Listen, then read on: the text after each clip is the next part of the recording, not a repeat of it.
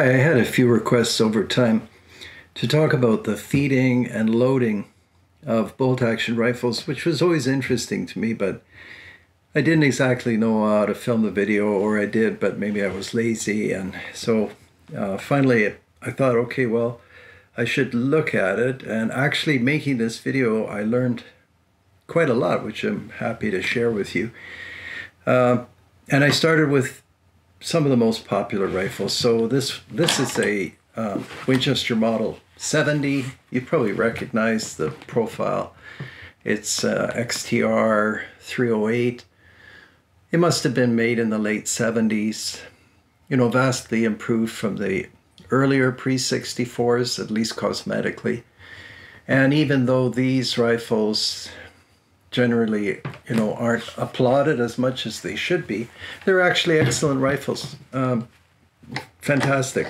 It's too bad that they weren't appreciated because the pre-64 was so excellent. Anyway, we've got some 308 rounds here. These are all dummies. I tend to use a Sharpie and just give the bullets a green tip so that when I make the dummy, and this time I made the dummies, you can see I actually purchased commercial dummies, those red ones, or pink, but some of them were sticking, and we have enough things going wrong when we're filming, so I thought I'll just take a commercial cartridge and drill a hole, get rid of the powder, deactivate the primer. So that's what these are. This is 243 for the next rifle. So we've got the 308 rounds. And what was interesting to me was actually, you can see for yourselves, this is a very slick action. So I mean that's easy to see and judge. Second round, and then just before filming, I actually turned this whole action upside down, thinking that the cartridge would fall out, but actually it feeds from any angle. I won't bother turning it upside down because it doesn't really prove anything. I had been told that the push feed rifles, those are the rifles where you can just drop around in like this and then chamber it. I had been told that the push feed rifles couldn't feed except in the upright position. So so far, the post-64 Model 70 is at 100%. I had no problem with, well, I've never had a problem with the post-64 Model 70 of any kind. No problem of any kind. So we'll set that one aside. And here's, well, just a beautiful rifle. You'll recognize it. So this is the pre-64 Model 70. So this one's, you know, more like a Mauser. I'll just give this one some room. Claw extractor, control round feed, and we've got our dummy 243 rounds. And I forget what I used. I think these are Federals, maybe. Anyhow, we've got three loaded there. And yeah, well, I noticed this before filming, that the pre-64 is exceptionally smooth and slick. You don't really notice the rounds being fed, and we'll just go like this. And so I mean, if you were in the bush and in any position, this rifle will load, and we can even do, you know, the dramatic like that. It still feeds. But everybody knows the pre-64 is a fantastic action. But can we take any marks away from either of these rifles? I would say no. So far, this is probably the slicker of the two actions. But that's something I wanted to mention to you. Maybe it's the 243 shape of the cartridge. I actually ended up testing about 40 different rifles and cartridges. We can't, of course, have these, or else we'll have some kind of epic show for you. But I probably will make another video, and definitely the cartridge shape has a lot to do with how well they feed, and the size and the length. I tested some of those shorter cartridges, and they also feed. You know, naturally the factories and the engineers figured everything out, but it's not quite the same as the longer cartridges. So, and the 308 is not really a long cartridge. Neither is the 243, but they're long compared to some others. So we set those there.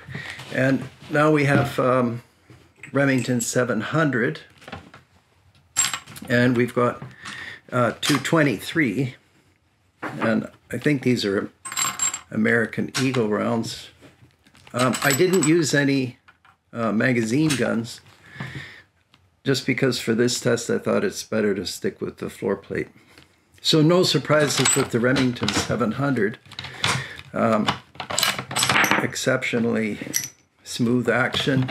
It's about the same as that Post 64 Model 70, and we can go, you know.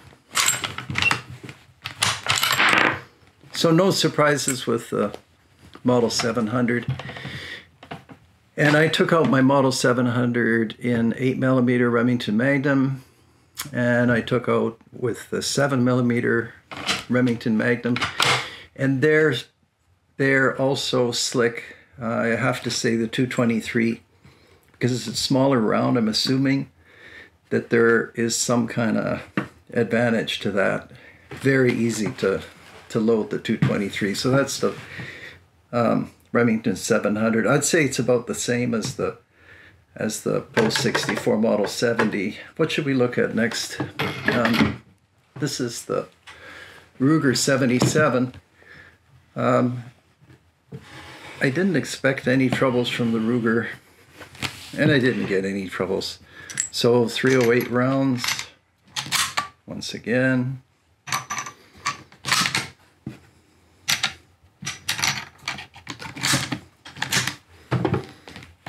And it has a that's, I think, a loading error. You know, it's maybe marginally rougher. You can probably see the force. I don't know. I think it's about the same. I think the first one I didn't position the cartridge right. But maybe slightly rougher, but again, not enough to write home about. What else do we have on the table? Oh, we've got this one. I like this rifle. The Rough and Rugged Norinco 308. Here's our famous sounding steel. So I noticed the follower spring is just perfect on the Norinco. After you've done a whole pile of these, you notice little differences. So now on that one, I was clearly rougher because it is a Mauser, and they don't like, you know, tinkering is not the idea. I went slow there, and so it's definitely rougher, but I don't think that's because the loading system or anything is different. The steel feels different, and the alignment of parts, I think, has to be correct, or else we'd have other problems. And that kind of is the extent of it for today, except for one thing I can tell you. I had, years ago, pre-64 Model 70. Maybe I had the channel by then, maybe not, but it was in 300 Holland and Holland. And I don't have that rifle anymore. I foolishly sold it, but I have this Steyr, and you'll see the cartridge in a second. So that's the 300 Holland and Holland. And in my humble opinion, that is the slickest chambering, loading. Everything's perfect about that cartridge. It's the length of it, it's the taper of it. And you know, I think this cartridge was developed with the British Empire in mind, heat, Africa, all kinds of things going wrong. And that is so slick that actually before filming, I had the cartridge in there. I can't work the other two in here because I used brass from my pre-64 from years ago to make the dummies. And that chamber must have been bigger than this chamber, so they get stuck. And it's a pain getting it out, so I just leave it like that. But I wanted you to see the rotary magazine, because that's kind of cool. You can see how the rounds curl around. So, I mean, in a sense, this rifle has a great advantage because rotary magazines always feed very smoothly, as you know from the Ruger 1022. But in terms of cartridge, basic design, I think the 300 H&H is pretty well as good as it gets. I mean, there are other, German rounds. Some of the Volmhof rounds are long and tapered, but there is a definite advantage to a longer round. It just lends to better feeding, which you can overcome with a rotary magazine, but that's another discussion. Anyhow, for those of you that were wondering, is there a huge difference? I don't see a huge difference. I'd say top marks to the pre-64, but the post-64 is excellent, same as the Model 700, as it has to be with millions sold.